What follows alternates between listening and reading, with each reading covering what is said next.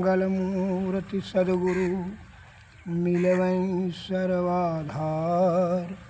मंगलमय मंगल करनो बिन बहु बारंबार। भक्तगणों को तथा देशवासियों को मेरा हार्दिक नमन। सत्संग योग में मैत्रेय उपनिषद में, सामवेद के मैत्रेय उपनिषद में एक वाक्य आया है,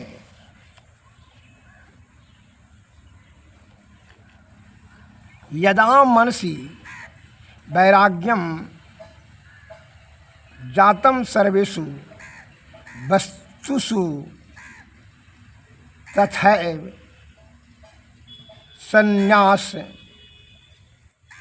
विद्वान यथा पतितो भवेत्।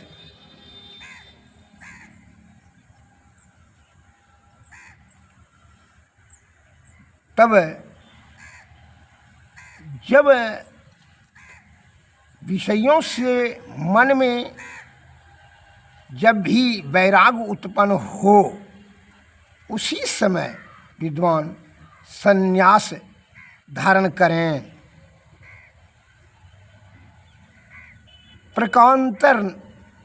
प्रकारांतर से संन्यास ग्रहण करने पर उसका पतन हो जाएगा। अर्थ स्पष्ट है, जब विषय से मन भर जाए, अनुराग से वैराग की तरफ ध्यान जाने लगे, मन जाने लगे, तो उसी समय विद्वान लोग को संन्यास ग्रहण करना चाहिए। और उससे पहले करने से क्या होता है कि उसका पतन निश्चित हो जाएगा। जैसे मैं एक उदाहरण देता हूँ। एक बहुत बड़े तपस्वी थे, लेकिन विषय से आसक्ति उसकी समाप्त नहीं हुई थी। सुसंगति के प्रभाव में आकर के वह तपस्वी बन गए थे, तपस्या भजन कीर्तन सत्संग करते थे, और उनका अपना शिष्य भी बहुत बन गया था, 1500 शिष्य भी बना लिया था। लेकिन स्वयं का उसके विषय से आसक्ति छीन नहीं हुआ था। अनासक्त विषय से उसका मन नहीं हुआ था, अर्थात अनुराग, विषय के प्रति अनुराग की उसकी आसक्ति थी। लेकिन अपना प्रशंसा, बड़ाई, नाम, ख्याति, प्रसिद्धि प्राप्त करने के लिए तपस्या सत्संग भजन करते थे, लेकिन विषय की तरफ ध्यान उसका रहता था। एक बार की घटना हुई कि वह अपने शिष्य राजा के यहाँ गया। राजा ने बहुत श्रद्धा प्रेम से उनका सादर सम्मान स्वागत किए, बढ़िया भोजन बनवा करके राजकुमारी के हाथ से ही परोसन दिलवा के खिलाए। जो है, तब क्या हुआ कि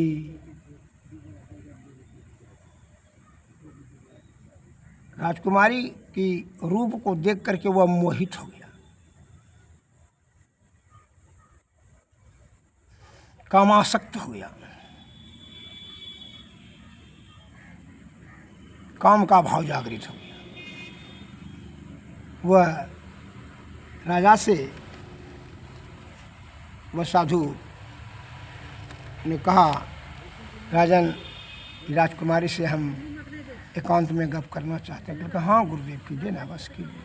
क्योंकि राजा को तो पूर्ण विश्वास, अपने गुरु के प्रति श्रद्धा और विश्वास, पूर्ण श्रद्धा था। कहा ठीक है गुरुदेव कीजिए ना। तो एकांत में गप किया तो राजकुमारी से वह साधु ने कहा जो कि विषय से अभी उसकी आसक्ति छीन नहीं हुई थी, विषय में अनुराग था। ने डायरेक्ट जो है कहा, साधु ने राजकुमारी से, तुम्हारे रूप यौवन सुंदरता को देख करके मैं मोहित हो चुका हूँ, मैं तुमसे प्रेम करना चाहता हूँ। राजकुमारी अंतर्ज्ञानी आत्मज्ञानी हो चुकी थी, क्योंकि राजा की पुत्री थी। धर्म के प्रति उनकी बड़ी आसक्ति और श्रद्धा प्रेम से माता पिता से बचपने से सुनती आ रही थी, इसलिए धर्म के प्रति उनकी बड़ी श्रद्धा थी, आत्मज्ञानी हो गई थी। कहा कि ठीक है, आप हमारे पिताजी का गुरुदेव हैं, तो आपका आज्ञा हम कैसे टाल सकते हैं। इसके लिए महात्मा जी हमको 8 दिन का समय दीजिए। कहा ठीक है, तो अगला एतवार को आप आ जाइएगा। कहा ठीक है, यही होगा, लेकिन ध्यान रहे इससे विशेष समय हमारे पास नहीं है। हम तुम्हारे प्रेम को पाने के लिए बेचैन बेकाबू होते जा रहे हैं, अतः हम अपने आप को रोक पाना बड़ा मुश्किल हो रहा है। तो ठीक है गुरुदेव, आप आइए इतवार को। महात्मा जी चले गए। अब जो है यह तब क्या हुआ, राजकुमारी ने तीक्ष्ण जुलाब का औषधि लेकर के अतिसार, बमन, कफ, पसीना, सब मलमूत्र शुरू हो गया होना, और वह सभी मलमूत्र कफ पसीना को जो है अलग अलग घड़ा में रखवाते गई। पूर्ण रूपेण से ये बीमार हो गई और त्वचा भी उनका काला पड़ गया, झुर्री हो गया, बहुत सूख गई, मांस सब गल गया। तो इतवार जब हो गए 8 दिन में, वह बड़ी कुरूप हो चुकी थी राजकुमारी। महात्मा जी आए इतवार को 8 दिन पर, तो राजकुमारी की जो नौड़ी दाई थी वह बोली,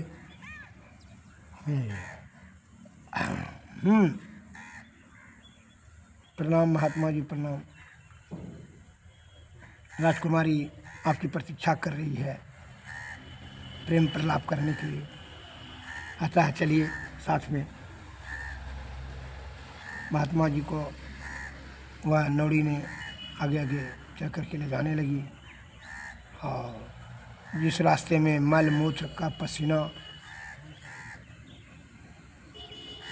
गंदगी सब जो है दोनों बगल रास्ते घड़ा रखा था, जिससे कि उस रास्ते से ले जा रहे थे, तो उसके बदबू से महात्मा जी का, साधु का लगा कि नाक फट जाएगा, माथा फट जाएगा। कहा किस रास्ते से तू ले जा रही है, कितना बदबू होता है।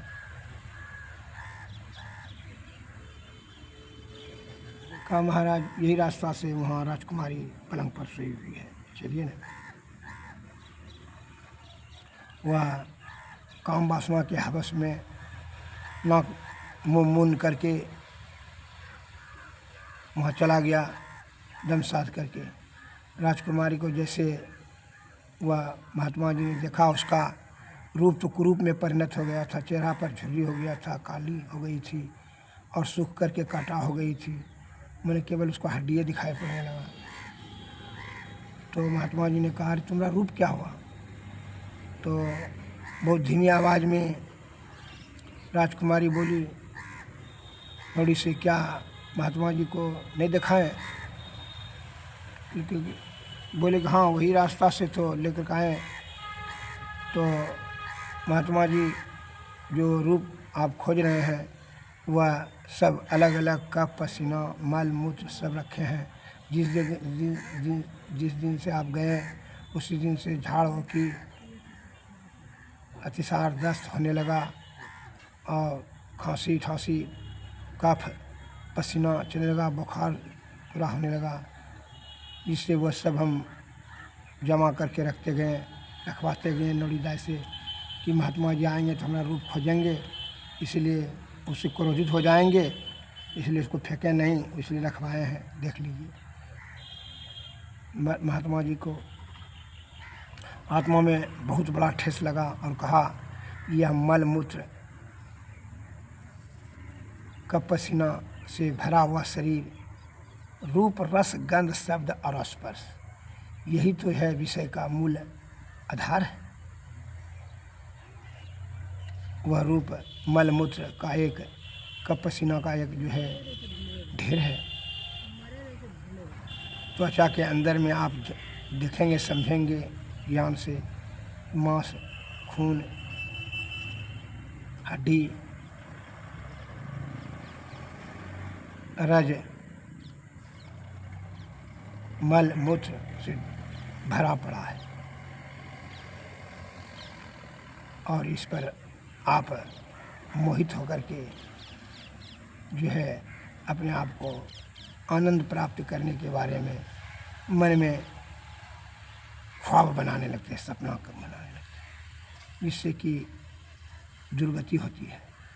महात्मा जी ने समझ लिए कि राजकुमारी जो है यह भी आत्मज्ञानी है, यह हमसे ज़्यादा जो है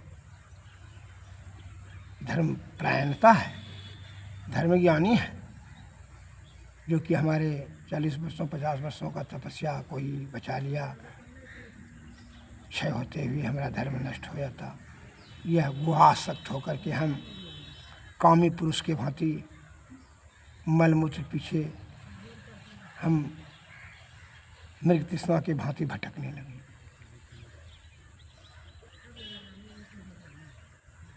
इस प्रकार से वह मन में समझ लिया कि यह बहुत बड़ा ठेस दिया।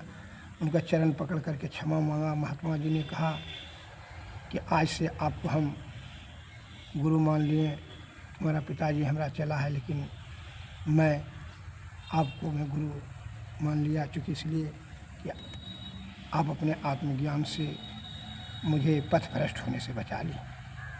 विषय में हमारी आसक्ति थी, अनुराग का भाव था, इसीलिए हम पूर्ण रूप से आत्मज्ञानी नहीं बन सके।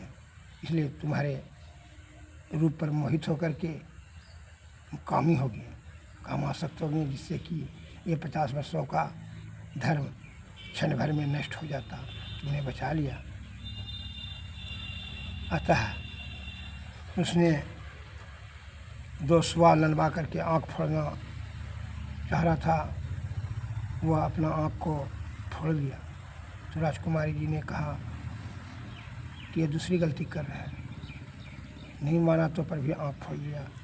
कहा नहीं, आँखें के कारण से हम आए, रूप देख करके मोहित हो गए, इसी कारण से आज पता है। क्योंकि शब्द ज्ञान इंद्रियों को नष्ट करने का जरूरत नहीं है, अपने मन और अहंकार पर नियंत्रण कीजिए। इसलिए संत महात्मा लोग आदिकाल से बताते हैं कि मन और अहंकार पर नियंत्रण करके विषय पर विजय प्राप्त करें और तब ईश्वर की प्राप्ति हो। जब तक आप विषय में आसक्ति रहेगी, अनुराग रहेगा, तब तक आप ईश्वर से बहुत दूर हैं। और जैसे विषय से वैराग हो जाएगा, आप ईश्वर के सन्निकट हैं। अतः विषय रूपी विषय बड़ा बलवती होता है। इससे बचने के लिए गुरु के शरण में सदैव रहें और सतोगुण में सदाचार का पालन करें, सदा भोजन करें, सत्संग भजन करें और सदगुरु के शरण में रहें पूर्ण श्रद्धा और आस्था से। तभी यह जीवात्मा का जो है गुरु की कृपा से युक्ति जाने, युक्ति से भक्ति, भक्ति से तब मुक्ति, तभी जीवात्मा का परम कल्याण होगा। अन्यथा आप पथभ्रष्ट हो जाएंगे और अपना अनमोल आयु को, बल बुद्धि सबको व्यर्थ में खर्च कर देंगे। इससे आपको बहुत बड़ी हानि होगी, जिसके कारण से जीवात्मा को दुर्गति निश्चित हो जाएगा। अतः विषय में जिस दिन निवृत्ति हो जाए, वैराग का भाव होने लगे, उस समय संन्यास आश्रम ग्रहण कीजिए। तब देखिए आपको कितना यथाशीघ्र ही जीवात्मा को परब्रह्म की प्राप्ति हो जाएगी।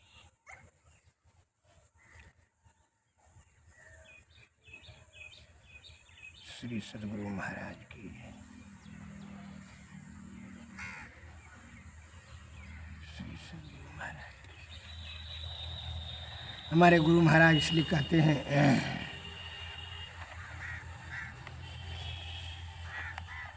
धर्म कथा बाहर सत्संगा, अंतर सत्संग ध्यान यभंगा। नैनन मूंदी ध्यान को साधन, करो ये दृढ़ बैठी सुखासन।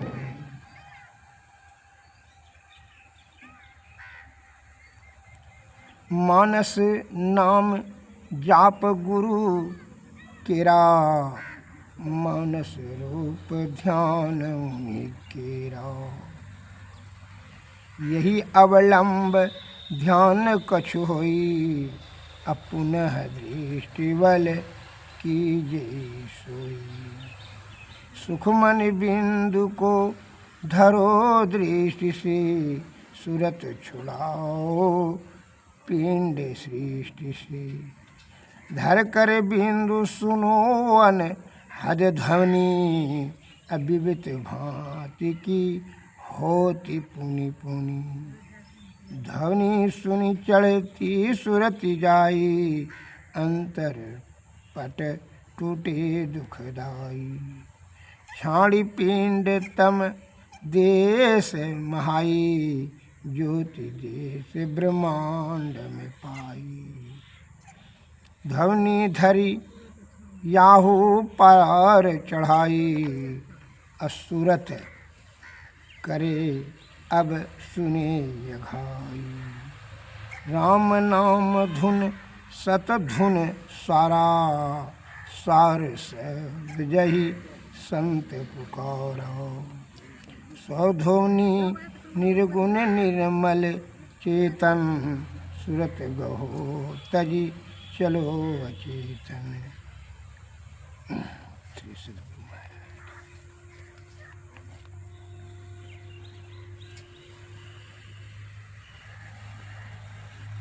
निष्कपट, निश्चल और पवित्र आत्मा से ईश्वर का ध्यान करने से, चिंतन मनन करने से चित्त बुद्धि में जागृति की प्रखरता बढ़ती चली जाएगी।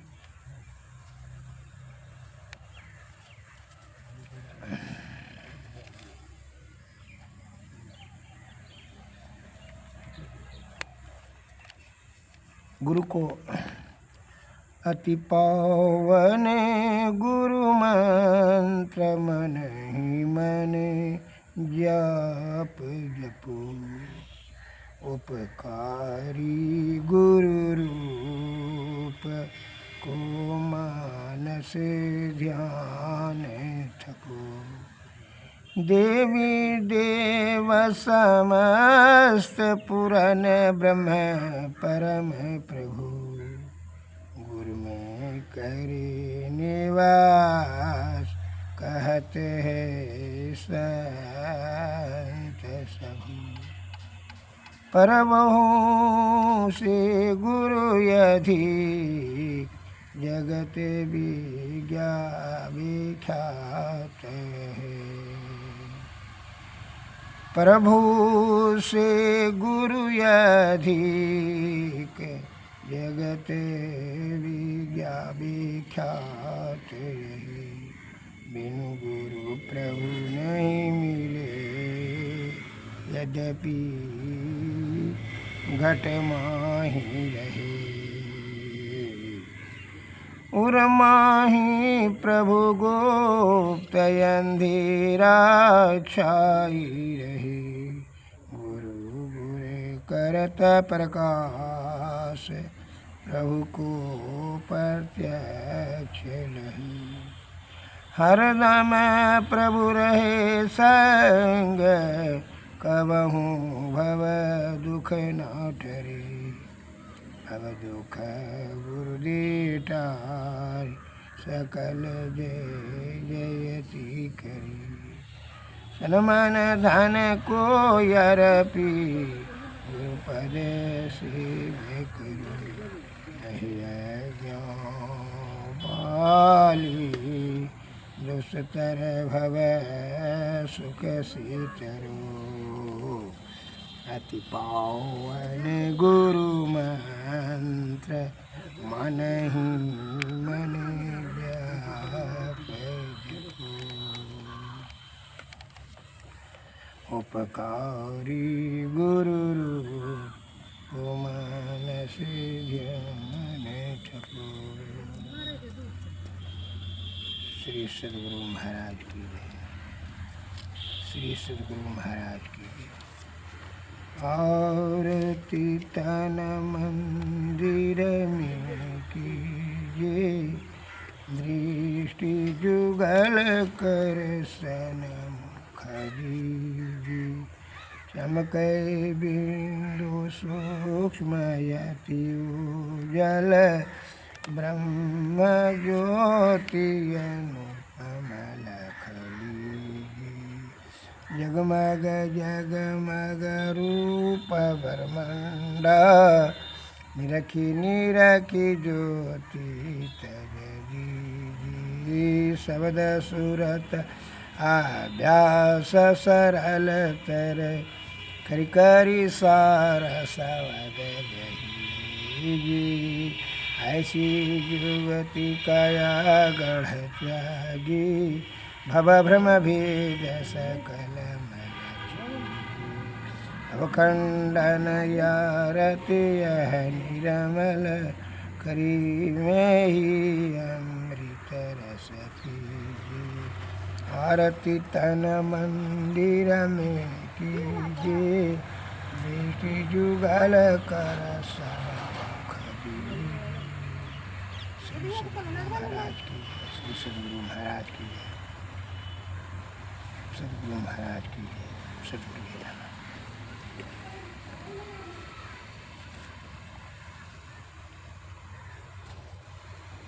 नमस्कार।